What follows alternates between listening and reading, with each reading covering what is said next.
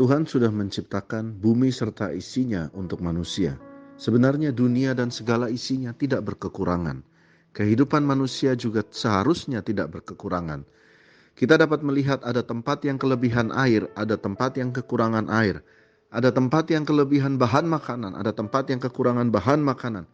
Ada orang-orang yang kelimpahan dan tidak habis-habisnya pekerjaan. Ada orang juga yang kekurangan, minta satu pekerjaan saja tidak dibuka-bukakan. Sehingga kita menyadari bahwa ini bukannya kita kekurangan akan berkat, tetapi kita kekurangan akan hikmat. Kita perlu hikmat Tuhan. Sehingga adanya acara ini setiap hari kita membaca Amsal, meminta hikmat Tuhan lewat nabi-nabinya seperti Salomo, Raja Salomo dan berbagai orang, Daniel dan sebagainya. Ikutilah acara ini selama 31 hari, meminta hikmat Tuhan.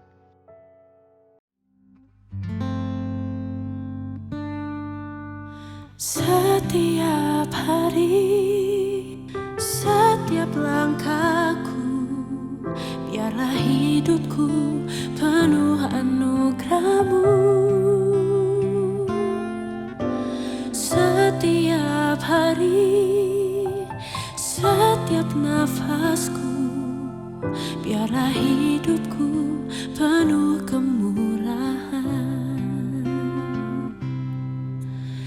Setiap hari, setiap langkahku, biarlah hidupku penuh anugerah-Mu. Setiap hari, setiap nafasku, biarlah hidupku penuh kemurahan.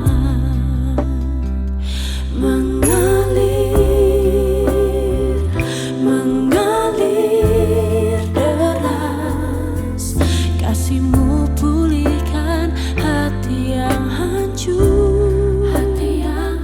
Mengalir deras, kasih Bapa-Ku penuh hidupku.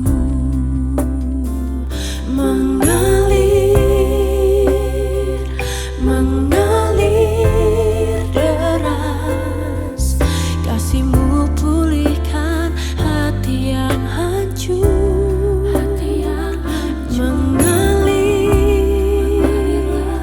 Mengalir deras, kasih Bapa-Ku penuh hidupku.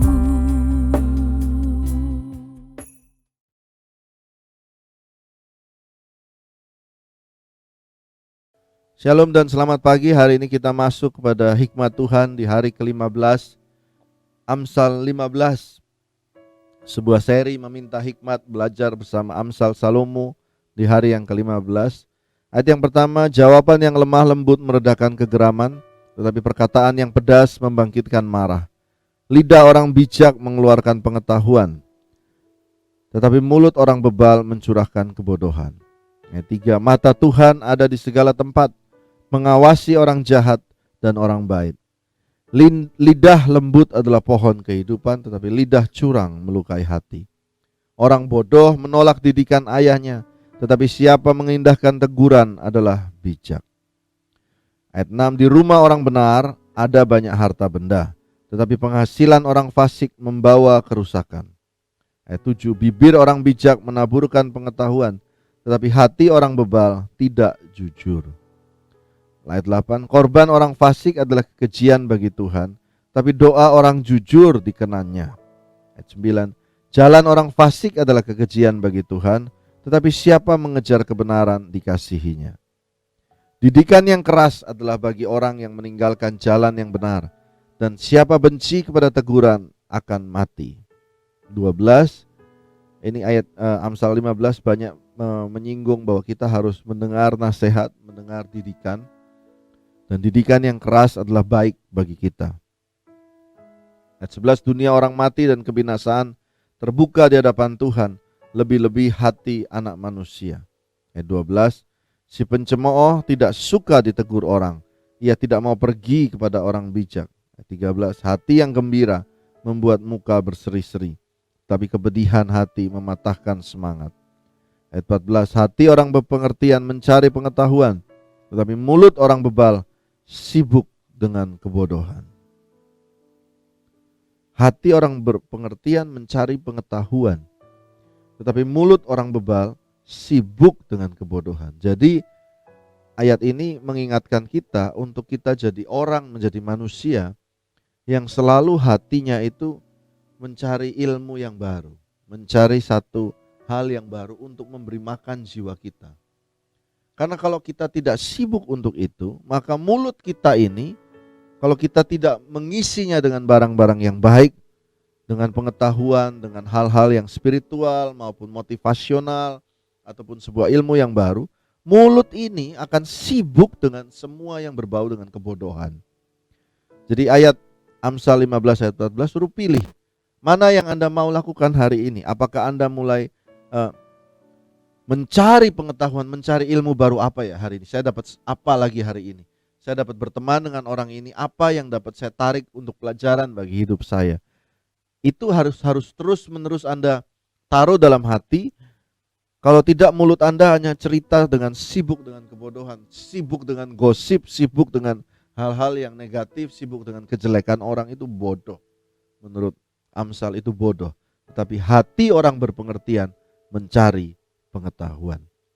Ayat 15, hari orang berkesusahan buruk semuanya, tapi orang yang gembira hatinya selalu berpesta.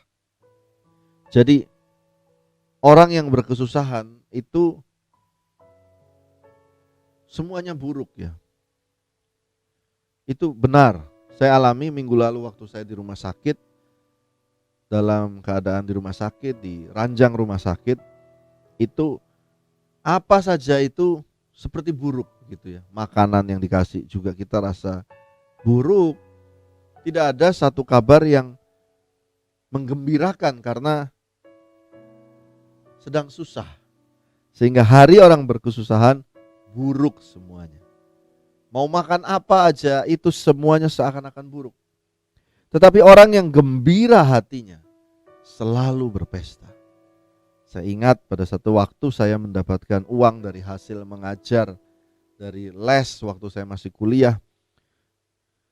Dapat uang waktu itu sekitar 300.000 dan hati saya gembira sekali. Dan saya merayakannya di warteg terdekat.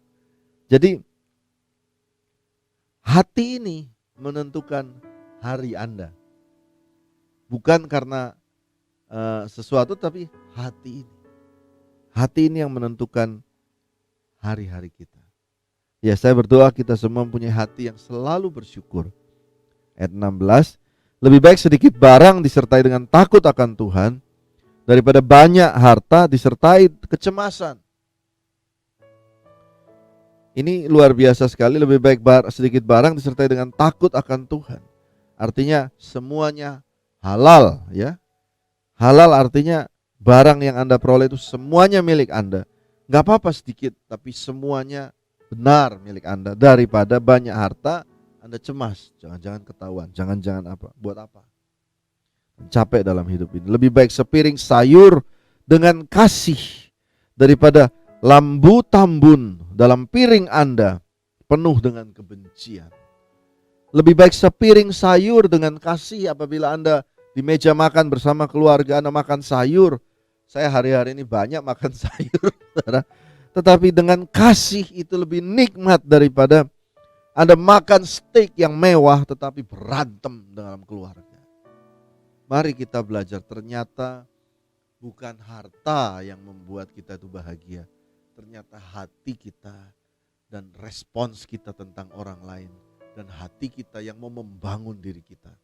Itulah yang selama ini dibicarakan oleh Amsal. Ayat 18, si pemarah membangkitkan pertengkaran, tetapi orang yang sabar memadamkan perbantahan. Jalan si pemalas seperti pagar duri, tetapi jalan orang jujur adalah rata. Ayat 20, anak yang bijak menggembirakan ayahnya, tapi orang yang bebal menghina ibunya. Ayat 21, kebodohanlah kesukaan bagi yang tidak berakal budi, tapi orang yang pandai berjalan lurus. Rancangan gagal kalau tidak ada pertimbangan, tapi terlaksana kalau penasehat banyak. Jadi banyaklah tanya-tanya nasihat kepada orang-orang yang sudah melewati kehidupan. Ayat 23, seseorang bersuka cita karena jawaban yang diberikannya, dan alangkah baiknya perkataan yang tepat pada waktunya. Ayat 24, jalan kehidupan orang berakal budi menuju ke atas, supaya ia menjauhi dunia orang mati di bawah. Ayat 25, rumah orang congkak dirombak Tuhan, tapi batas tanah seorang janda dijadikannya tetap. Ayat ini menuliskan bahwa orang yang sombong dan sangat pamer dengan kekuasaannya, itu Tuhan bisa merombak rumahnya. Tetapi batas tanah seorang janda, janda itu seorang yang di Alkitab ditulis seorang yang tidak punya pengharapan. Dan ditulis pengharapan seorang janda adalah hanyalah Tuhan. Batas tanah orang yang menjadikan Tuhan adalah sumber harapan kehidupannya, dijadikannya tetap. Ya, kita lanjutkan. Rancangan orang jahat adalah kekejian bagi Tuhan, tetapi perkataan yang ramah itu suci.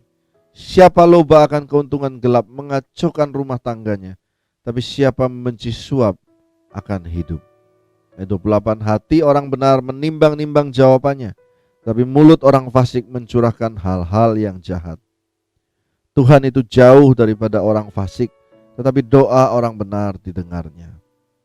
Ayat 30, mata yang bersinar-sinar menyukakan hati, dan kabar yang baik menyegarkan tulang. Betul kan?